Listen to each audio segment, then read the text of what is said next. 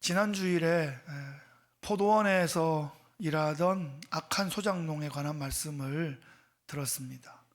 우리가 성경에서 제가 설교 중에 포도원이라고 하면 뭐라고 연결하라고 하셨죠? 포도원은 이스라엘이다. 이스라엘을 상징하는 겁니다. 하나님께서 그 포도원인 이스라엘의 일꾼들을 불러 일하게 하셨습니다.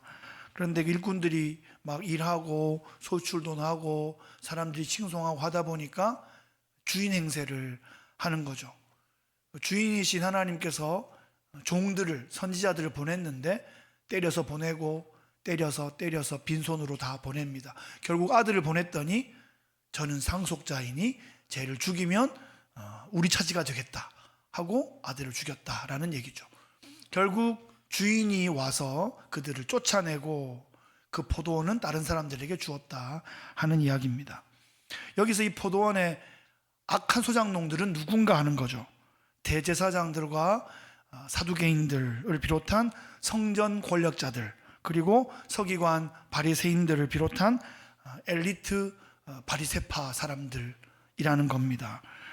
그들이 그 포도원에서 사람들의 존경과 인정과 칭찬과 명예를 막 얻고 있다가 예수님이라는 존재가 그곳에 나타나셔서 아주 강력한 말씀을 전하자 그들이 찔림을 받고 그 예수님을 견제하고 그 예수님의 권위에 도발하다가 하나님께서 그런 자들을 쫓아내실 것이다 라는 말씀을 듣고 나니까 얼마나 무안하고 막 열불이 나겠습니까?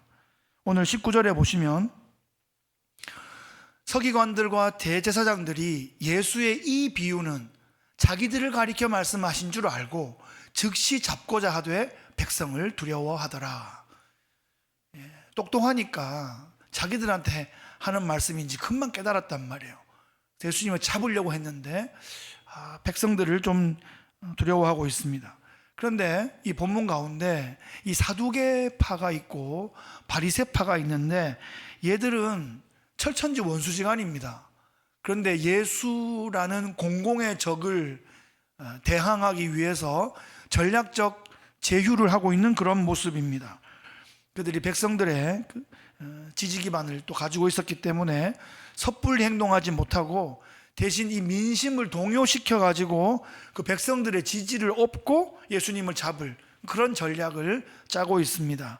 20절에 보시면 이에 그들이 엿보다가 예수를 총독의 다스림과 권세 아래에 넘기려 하여 정탐들을 보내어 그들로 스스로 의인인 체하며 예수의 말을 책잡게 하니, 간첩을 보냈다는 말입니다.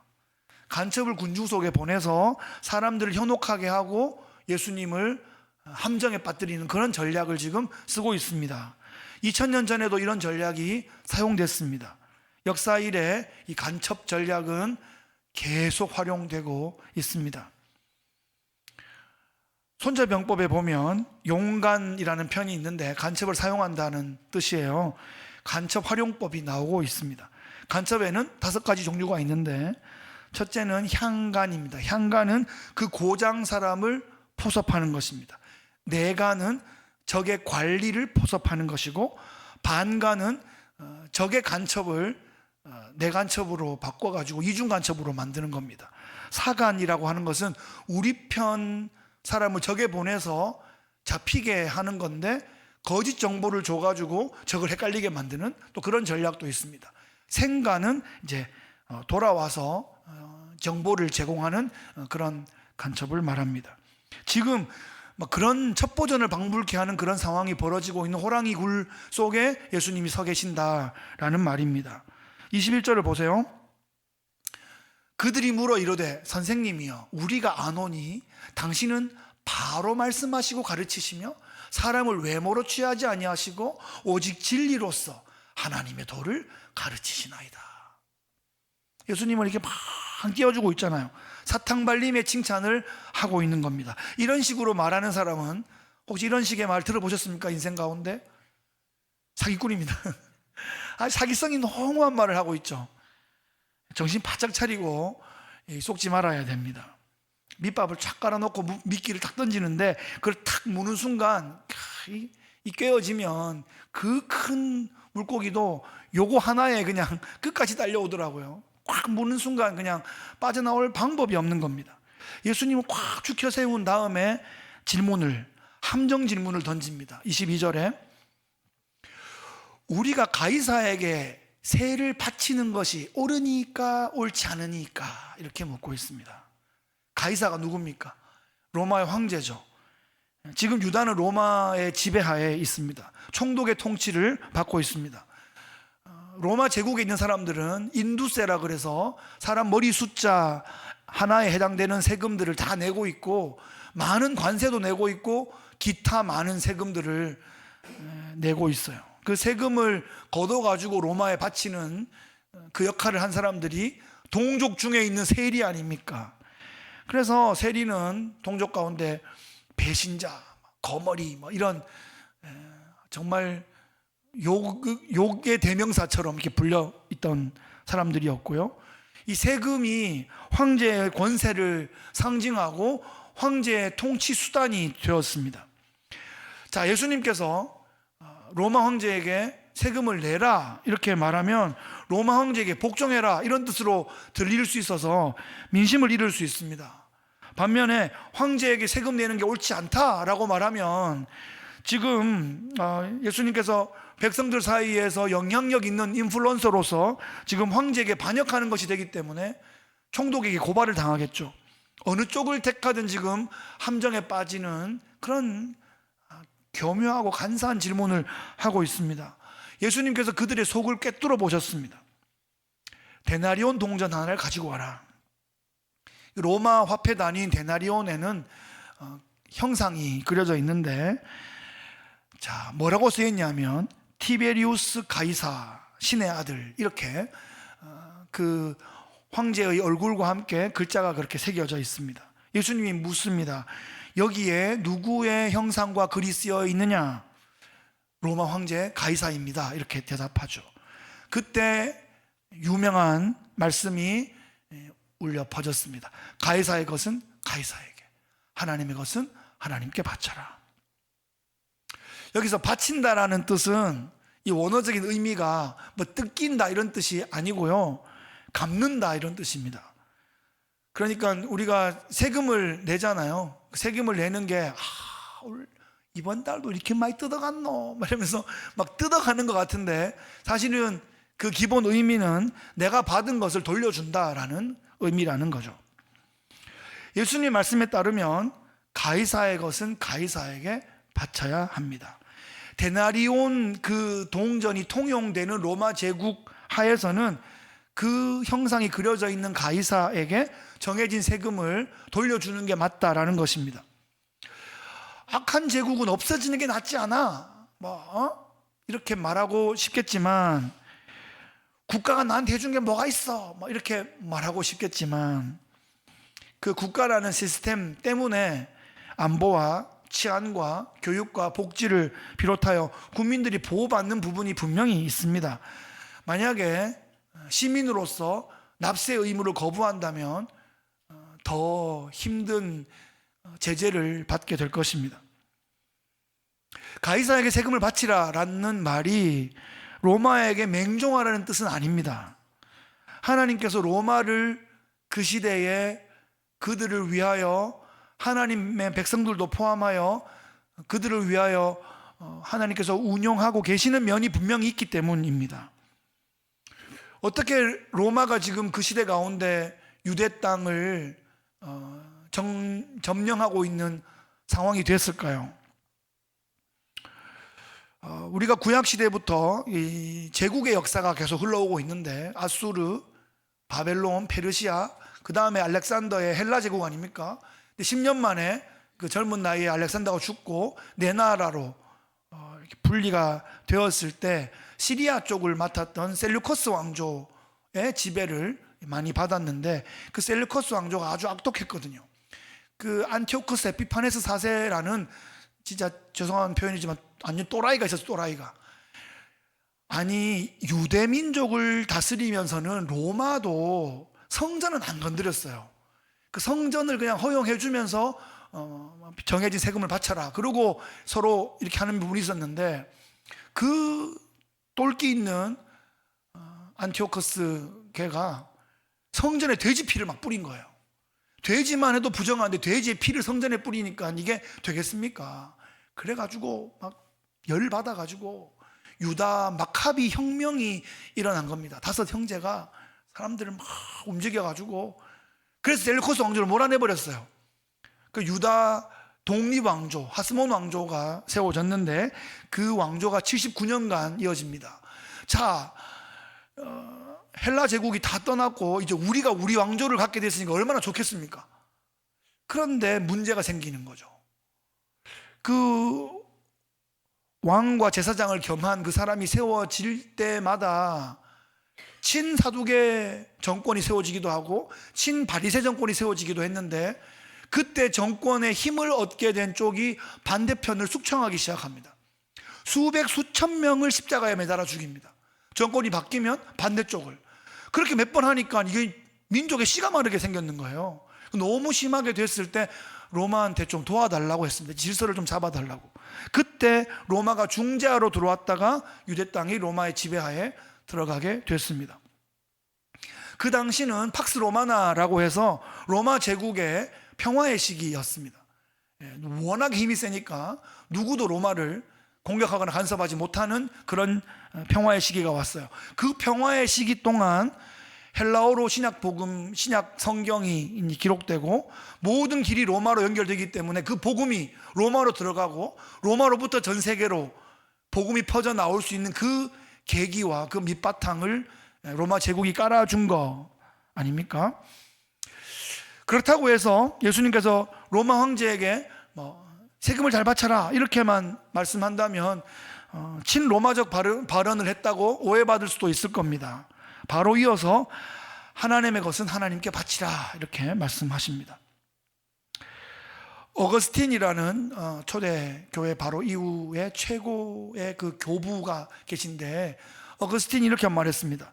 가이사의 형상은 동전에 있고 하나님의 형상은 사람에게 있다 이렇게 말합니다. 가이사의 형상이 데나리온에 그려져 있습니다. 그러면 그 데나리온에 가이사의 형상이 그려져 있는 것은 그 얼굴이 있는 로마 황제에게 납세의 의무를 다하라는 것이고, 하나님의 형상이 새겨져 있는 하나님의 백성들은 자기 자신을 기쁘게 하나님께 드려라 이 말씀이죠.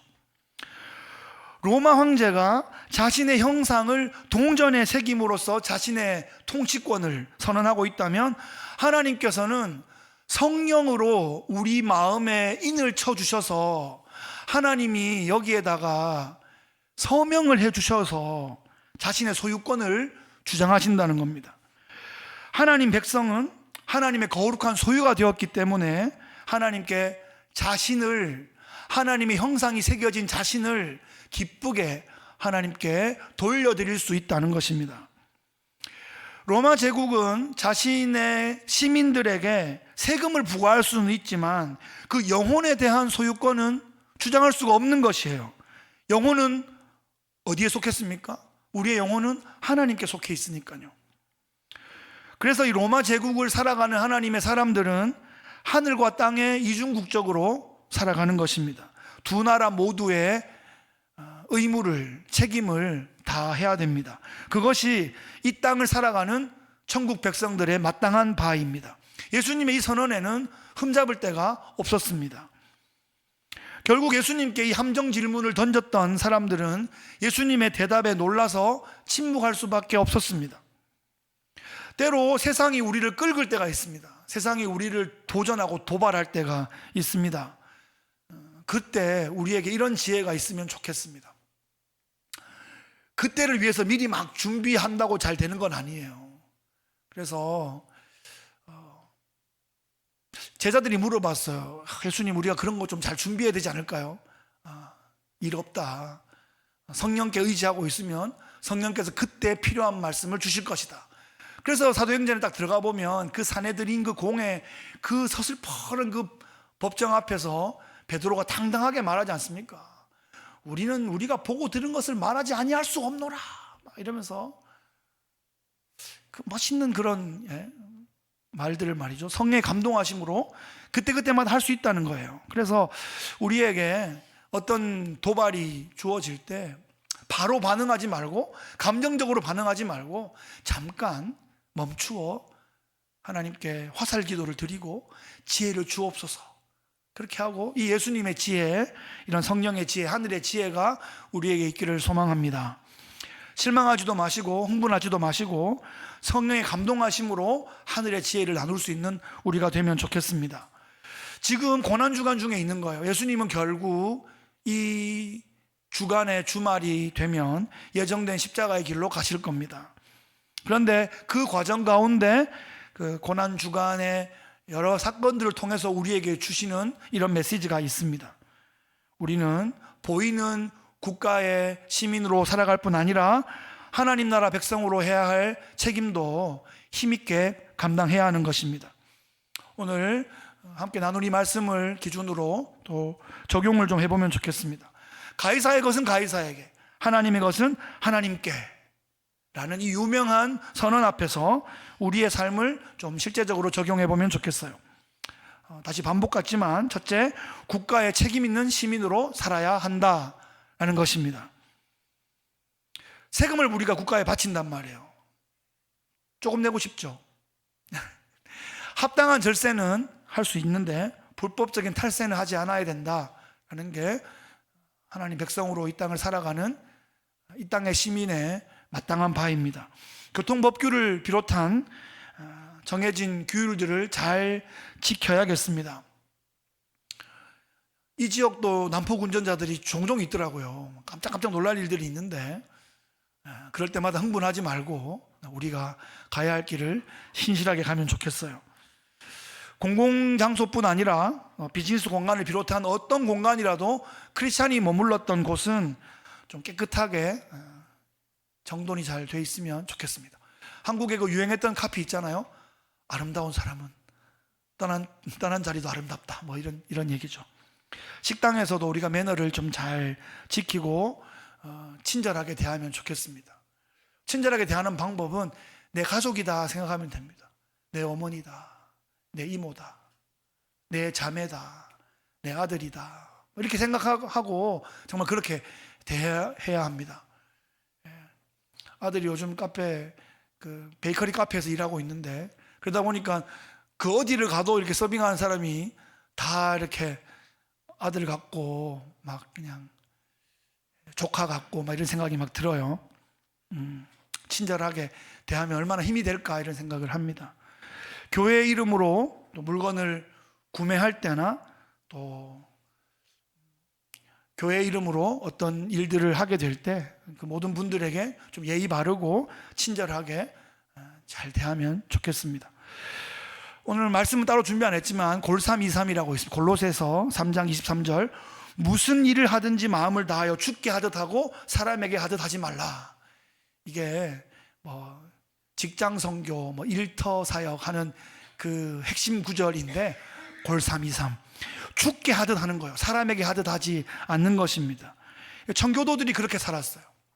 청교도들이 그 직업 소명의식을 가지고 그렇게 살았습니다. 청교도들이 그 당시에 핍박을 받았습니다. 가톨릭의 핍박을 받고 막 처형도 되고 막 그런 일들이 벌어졌지만, 청교도들은 하나님께 이 직업을 부름받았다 생각하고 최선을 다해서 그 일을 했기 때문에, 위구노들은 싫은데, 쟤들은 막 죽이고 싶은데 위구노들이 만든 빵은 너무 맛있고 품질이 좋은 거예요. 그렇게 하면서 그 시대 가운데 종교개혁자들이 영향을 미쳐가기 시작합니다. 크리스찬은 과연 다르다, 이런 말을 들어야 됩니다. 그것이 안 되면 전도가 참 어렵습니다. 너나 잘하세요, 뭐 이런 말 듣기가 쉽겠죠. 그런데 나는 그러면 아주 모범적으로 살 거야. 삶만으로 전도하기도 어렵습니다. 삶으로 전도할 뿐 아니라 우리 또 말씀으로도 전도해야 되는데, 여기서 기억해야 할 것은 삶으로도 안 되면 더 어렵다, 이런 얘기입니다. 옆에 있는 분하고 한번 인사 나누겠습니다. 제가 잘하겠습니다. 이렇게. 제가 좀 더 잘하겠습니다. 네. 조금만 더 잘해보죠. 네. 조금만 더. 이미 잘하고 계신데 조금만 더 잘해보겠습니다. 하나님 나라에 보탬이 되는 거예요. 상승작용이 일어날 것입니다. 둘째로 하나님 나라에 책임 있는 그런 백성으로 살아야 됩니다. 미국과 대한민국은 정교 분리를 원칙으로 하고 있습니다. 정교 분리가 무슨 뜻인지 아세요, 여러분? 정교 분리. 교회와 정부가 분리되어 있다라는 뜻인데, 이 말은 뭐 교회가 정부 얘기를 하지 마라 이런 뜻이 아니고요. 영국에서 청교도들이 네덜란드를 거쳐서 미국에 오면서 이 정교 분리로 처음 이 사회를 세팅하게 된 것은 정부가 교회에 간섭하지 마라 이 말입니다. 국가가 국가교회, 국가교단을 만들고 너희들 다 여기 들어와 이렇게 하지 말라는 것입니다. 신앙의 자유가 있다 이런 말이에요.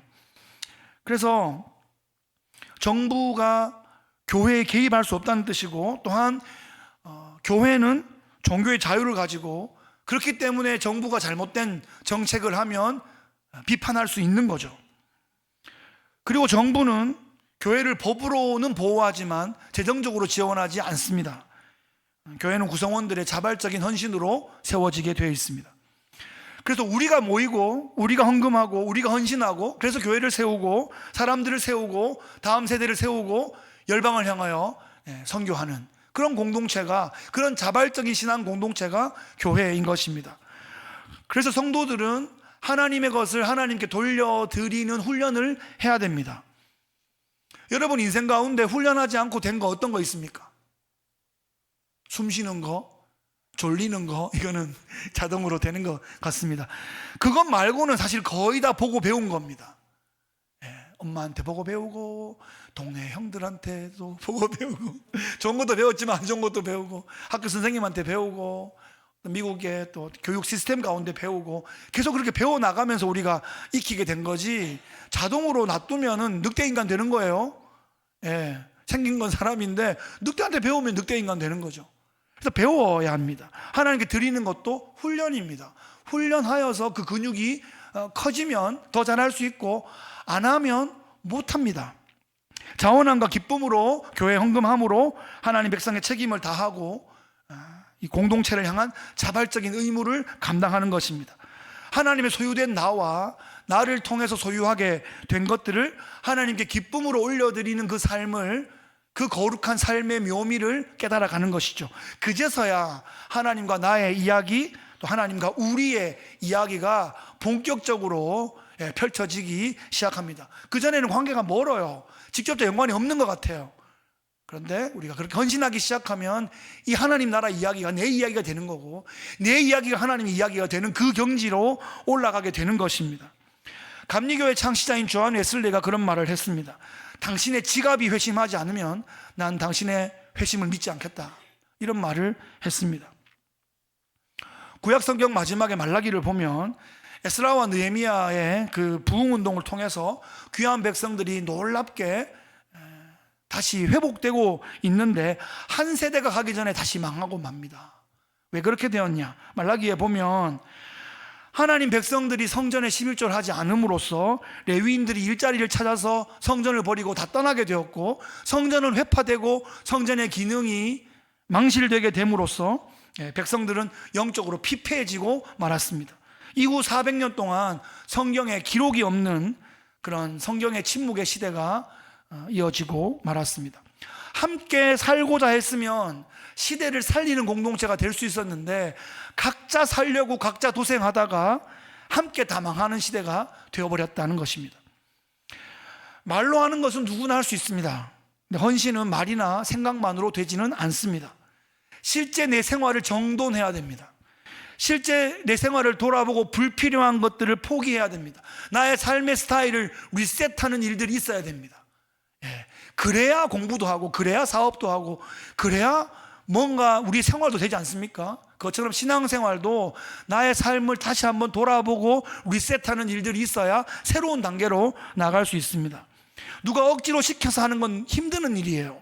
자발적으로 새로운 단계에 들어갈 때 우리 인생이 성장하는 그 단계로 진입하게 됩니다. 책임 있는 교회의 일원이 된다는 것은 하나님의 것을 하나님께 돌릴 줄 아는 사람들, 책임 있게 헌신할 줄 아는 그런 성도가 된다는 뜻입니다. 한 번만 더 좌우로 고백하겠습니다. 책임 있는 성도가 됩시다. 이렇게요. 책임 있는 성도가 됩시다. 말씀을 정리하겠습니다. 오늘 말씀의 제목은 제국을 살아가는 하나님 백성들입니다.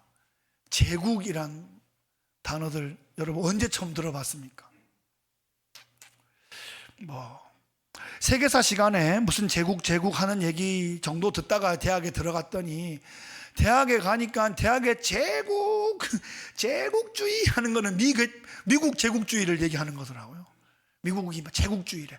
그 대학을 당시에 마이크 잡고 장악하던 사람들은 미국을 제국주의로 보고 막 제국주의의 그 침략에서 우리가 벗어나야 된다 뭐 이런 얘기를 하고 있던데, 오늘날 우리가 살아가는 이 제국은 그런 걸 말하는 게 아니고 이 세속의 제국을 말하고 있고요, 공중 권세 자본주의자들이 장악하고 있는 미디어의 제국, AI의 제국, 이런 걸 말합니다. 그 제국은 반기독교적이고 아주 세속화되어 있는 제국이고 우리를 아주 압살하려는 그런 제국의 힘을 가지고 있습니다. 대학이 참 문제가 많습니다. 대학이 하나님을 반대하는 그런 학문들을 계속하여 깊이 양성하고 있습니다. 이 시대의 문화가 하나님을 반대합니다. 하나님 없이 살아가는 건 너무 당연하고 멋있는 거고 하나님 의지하는 것은 나약한 일이라고 그렇게 계속 우리를 세뇌시킵니다. 우리는 농업혁명, 산업혁명, 정보혁명에 이어서 AI의 혁명이 일어나고 있는 그 초입을 우리가 살고 있습니다. 당대에 우리가 4차 혁명을 경험하고 있는 겁니다. 학자들에 따르면 이제 입구래요. 아직 초입에 불과하대요. 그런데 굉장히 짧은 시간 안에 이게 막 펼쳐질 거라, 이게 청룡열차처럼 막 달릴 거예요. 멀미하지 않도록 잘 붙잡아야 됩니다. 이 AI가 인류 문화를 완전히 재편하려고 지금 덤벼들고 있습니다. 마치 옛날에 바벨탑을 쌓아서 하나님께 닿으려고 했던 것처럼 하나님의 자리를 차지하려고 할 것입니다. 우리는 이 AI 제국에서 하나님 백성으로 살아가야 됩니다. 하나님의 통치를 기뻐하고 하나님께 영광 돌리는 그런 충성스러운 청지기로 살아가야 됩니다. 우리는 이 땅을 하나님 백성으로 계속 살다가 자연스럽게 그 나라에 영원히 진입하게 될 것이에요. 우리는 자기가 일하는 밭에서 천국을 발견한 그런 소장농의 기쁨이 우리에게 있습니다. 내게 있는 모든 것을 다 주고 사도 넘치고 남는 것이 천국의 그런 비밀입니다. 하나님을 대적하는 문화로 가득 차 있는 이 시대 가운데 바벨론 포로 공동체처럼 살아가는 것이 영적인 의미에서 교회의 모습이에요. 내가 어떻게 하나님을 알고 믿게 되었나? 내가 하나님을 믿어준 게 아니잖아요. 하나님께서 자신을 우리에게 열어 보여 주었기 때문에 우리가 하나님의 자녀, 그 나라 백성 된 거 아닙니까? 그래서 이 제국을, 화려한 제국을 막 바라보면서 그 제국을 막 동경하면 안 됩니다. 왜냐하면 제국은 나를 이용만 할 거거든요. 예수님은 나를 구원하시기 위해 자신을 십자가 위에서 내어주셨습니다. 2000년이 지났지만 그것은 여전히 이 AI 시대를 관통하면서 가장 강력하게 영혼들을 살려내는 가장 강력한 진리가 되고 있습니다. 우리는 그 예수님을 통해 들어간 그 나라의 백성으로, 그분의 신부로 살아가야 됩니다. 우리는 이 땅에 속하지도 않고 또 이 땅을 떠나지도 않습니다. 이 땅에 붕 떠 있지도 않고 또 이 땅과 대립하지도 않습니다. 개혁주의, 우리 복음주의 신앙에서 보면 우리는 이 땅을 변화시켜 나가는 하나님 나라의 트랜스포머들이다 하는 거죠. 문화 변혁자들이다 하는 겁니다. 우리는 이 땅의 시민이면서 동시에 하늘 백성이라는 이중 국적을 가지고 살아갑니다. 하나님 나라에 이미 들어와 있는데 아직 완성될 날을 기다리며 살아가는 왕같은 제사장들로 이 시대를 살아갑니다. 사랑하는 성도 여러분, 여러분이 세금을 내는 이 땅에서 훌륭한 시민으로 살아가시길 바랍니다. 뿐만 아니라 여러분이 헌금하시는 이 교회에서 하나님 나라 영광스러운 백성으로 살아가시기를 예수님 귀하신 이름으로 축복합니다. 아멘.